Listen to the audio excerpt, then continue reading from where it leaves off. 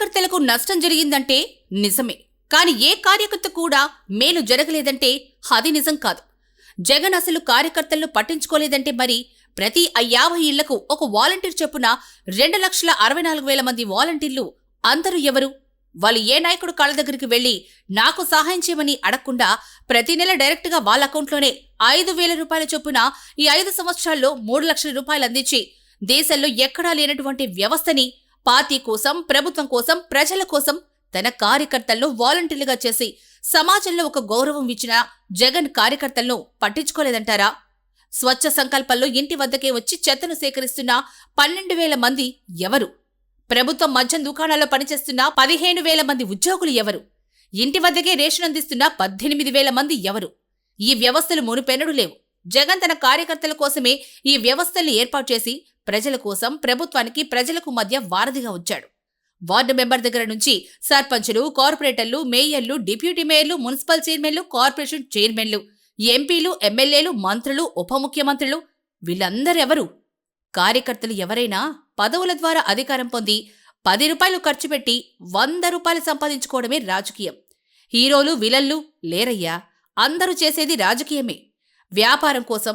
మరి కార్యకర్తలు నష్టపోలేదా అంటే 70% మందికి మేలు జరిగింది, 30% మందికి జరగలేదు. అందులో డౌటే లేదు. నష్టపోయారు. డబ్బులు పెట్టిన కార్యకర్తలందరూ నష్టపోలేదంటే నష్టపోయారు. కార్యకర్తలందరూ కూడా డబ్బులు పెట్టారంటే లేదు. కాంట్రాక్టర్లు పెట్టారు. కాంట్రాక్టర్లందరూ కార్యకర్తలు అవుతారు. కానీ కార్యకర్తలందరూ కాంట్రాక్టర్లు అవ్వలేరు. ఏ గ్రామంలో అయినా ఒకరిద్దరు మాత్రమే డబ్బులు ఖర్చు పెడతారు.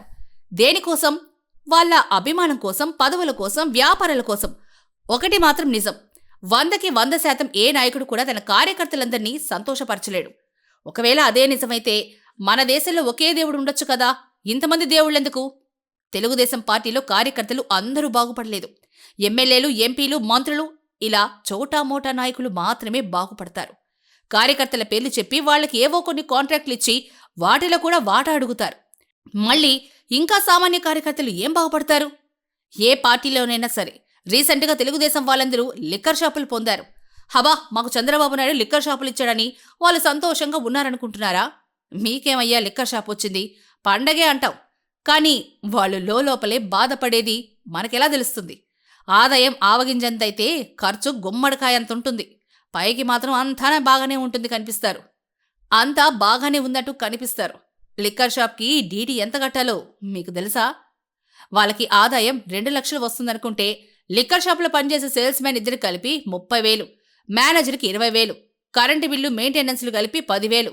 ఇలా ఖర్చులన్నీ పోను మహా అంటే ఒక 30,000 వస్తుందంతే. ఈ 30,000 కోసం అతను పడని మాట ఉండదు, ఇబ్బంది ఉండదు. ఇన్ని కష్టాలు పడి గ్రామంలో ఒకరికి 4 మాత్రమే లిక్కర్ షాపులు కాంట్రాక్ట్లు వస్తాయి. మహా అంటే 4-5 కుటుంబాలు మాత్రమే బాగుపడతాయి. అదే జగన్ తెచ్చిన వాలంటీర్ వ్యవస్థ, వైసీపీ తరపున ఏర్పాటు చేసిన జాబ్ మేళా, స్వచ్ఛ సంకల్పం, కాంట్రాక్ట్ అవుట్సోర్సింగ్లో కల్పించిన ఉద్యోగాలు కనీసంలో కనీసం గ్రామంలో 50 మందికి ఉపాధి కల్పించాయి. అంటే 50 కుటుంబాలు. చంద్రబాబు నాయుడు గారి ప్రభుత్వంలో బాగుపడే 4-5 కుటుంబాలు గొప్ప, జగన్ గారి ప్రభుత్వంలో బాగుపడిన 50 కుటుంబాలు గొప్ప. ప్రజలకి ఏది నేరుగా ఇస్తే విలువ తెలియదు. వారం 10 రోజులు కాళ్ళరిగేలా తిప్పుకొని చేతిలో 10 రూపాయలు పెడితే అప్పుడు వాళ్ళకి సంతోషంగా ఉంటుంది. డైరెక్ట్గా అన్ని ఇచ్చేస్తే విలువ తెలీదు. అన్ని పొంది చివరికి జగన్ ఏం చేశాడు అని అంటారు.